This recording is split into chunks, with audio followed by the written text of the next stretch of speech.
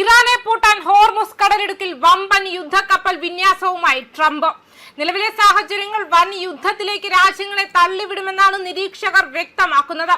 പശ്ചിമേഷ്യൻ യുദ്ധം കൊടുമ്പിരി കൊള്ളുന്നതിനിടെ ഇറാന്റെ തുറമുഖങ്ങൾ ലക്ഷ്യമിട്ട് അമേരിക്കൻ പ്രസിഡന്റ് ഡൊണാൾഡ് ട്രംപ് ഉപരോധം പ്രഖ്യാപിച്ചിരുന്നു. ഇറാന്റെ തീരപ്രദേശങ്ങളിൽ തന്ത്രപരമായ മേധാവിത്വം ഉറപ്പാക്കുന്നതിനായി മാരക ആയുധങ്ങളുമായി 15-ലധികം യുദ്ധക്കപ്പലുകളെയാണ് അമേരിക്ക അറബിക്കടലിൽ വിന്യസിച്ചിരിക്കുന്നത്. ഫെബ്രുവരി 28-ന് ഇറാൻ തലസ്ഥാനമായ ടെഹ്റാനിൽ അമേരിക്കയും ഇസ്രായേലും നടത്തിയ ആക്രമണങ്ങളോടെ ആരംഭിച്ച യുദ്ധം അവസാനിപ്പിക്കാനായി പാകിസ്ഥാനിൽ നടന്ന ചർച്ചകൾ പരാജയപ്പെട്ടതിനെ തുടർന്നാണ് ട്രംപിന്റെ ഈ കടുത്ത സൈനിക നീക്കം. JD Vance, Steve Witkoff, Jared Kushner എന്നിവരടങ്ങിയ അമേരിക്കൻ പ്രതിനിധി സംഘം സമാധാന ചർച്ചകളിൽ ധാരണയിലെത്താൻ കഴിയാതെ മടങ്ങിയതോടെയാണ് മേഖലയിൽ സൈനിക വിന്യാസം വർദ്ധിപ്പിച്ചത്. US സെൻട്രൽ കമാൻഡിന്റെ നേതൃത്വത്തിൽ നടക്കുന്ന ഈ സൈനിക നീക്കത്തിൽ USS ട്രിപ്പോളി എന്ന അത്യാധുനിക കപ്പലാണ് പ്രധാന പങ്ക് വഹിക്കുന്നത്.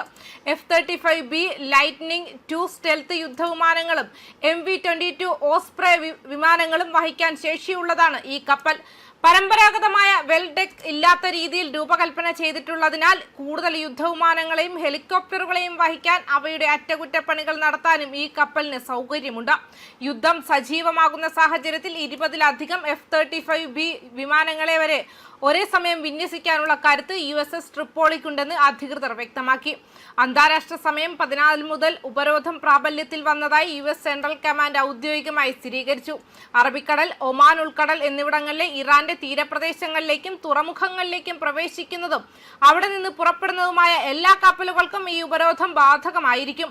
യാതൊരു വിവേചനവുമില്ലാതെ എല്ലാ കപ്പലുകളെയും കർശനമായി പരിശോധിക്കാനും തടയാനുമാണ് സൈന്യത്തിന് ലഭിച്ചിരിക്കുന്ന നിർദ്ദേശം. ഇറാനെ സാമ്പത്തികമായും സൈനികമായും വരിഞ്ഞു മുറുക്കുക എന്ന ലക്ഷ്യത്തോടെയാണ് ഈ ഉപരോധം നടപ്പിലാക്കുന്നത്. നയതന്ത്ര ചർച്ചകൾ പരാജയപ്പെട്ട സാഹചര്യത്തിൽ ശത്രു രാജ്യത്തിന്റെ തീരദേശങ്ങളിലേക്കുള്ള ചരക്ക് നീക്കം പൂർണ്ണമായും തടസ്സപ്പെടുത്താൻ അമേരിക്ക ലക്ഷ്യമിടുന്നു.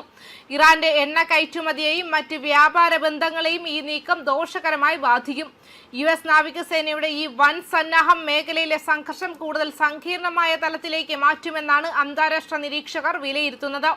അതേസമയം ഗൾഫിലെ ഇറാനിയൻ തുറമുഖങ്ങൾ ഉപയോഗിക്കുന്ന കപ്പലുകൾക്ക് അമേരിക്ക ഏർപ്പെടുത്തിയ ഉപരോധം പ്രാബല്യത്തിൽ വന്നു. ഇത് US ഇസ്രായേൽ സഖ്യത്തിനും ഇറാനും ഇടയിൽ 6 ആഴ്ചയായി നിലനിൽക്കുന്ന സംഘർഷത്തെ സാമ്പത്തിക സഹിഷ്ണുതയുടെ പരീക്ഷണമാക്കി മാറ്റി. ഉപരോധം ആരംഭിക്കുന്നത് സംബന്ധിച്ച് US സെൻട്രൽ കമാൻഡ് ഔദ്യോഗിക പ്രഖ്യാപനം നടത്തിയിട്ടില്ലെങ്കിലും തിങ്കളാഴ്ച ഇറാനിയൻ സമയം വൈകുന്നേരം 5:30 ആരംഭിക്കുമെന്നും ഇറാനിയൻ തുറമുഖങ്ങളിലേക്കോ തീരപ്രദേശങ്ങളിലേക്കോ പ്രവേശിക്കുന്നതോ പോകുന്നതോ ആയ കപ്പലുകൾക്ക് ഇത് ബാധകമാകുമെന്നും ഇറാനിയൻ ഇതര തുറമുഖങ്ങൾ ഉപയോഗിക്കുന്ന കപ്പലുകൾക്ക് തടസ്സമുണ്ടാകില്ലെന്നും പറഞ്ഞിരുന്നു. ന്യൂസ് ഡെസ്ക് കർമ്മ ന്യൂസ്.